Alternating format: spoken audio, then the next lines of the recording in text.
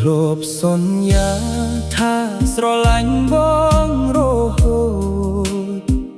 ប្រាប់ថាមិនអើយបងឈឺចាប់ឡើយតែថ្ងៃនេះត្រើនត្រើយអូនបែរជាចាកចេញទុកបងឲ្យយំអ្នកឯងទឹកភ្នែកឈោមិនឈប់បងសួរខ្យល់សួរមេថាបងខកអ្វីបានអូនប្រែចិត្តស្នេហ៍ដែលបងថែស្មើនឹងជីវិតតែអូនបែរជាបំភ្លេចអស់ហើយហេតុអ្វីអូនក្បត់ចិត្តបងទុកឲ្យបងឈឺចាប់តែម្នាក់ឯងពាក្យសន្យាដែលធ្លាប់និយាយ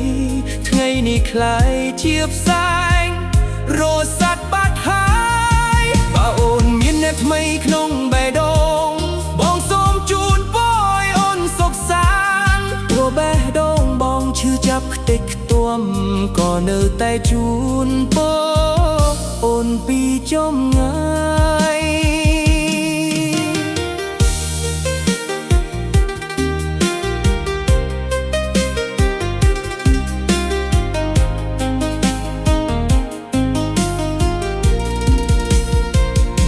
អនុស្សាវរីយ៍នៅតែដកជាប់ក្នុងចិត្ត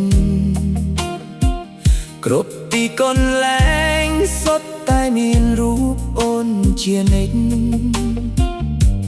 បងជាយាមបំភ្លេចប៉ុន្មានបងហើយ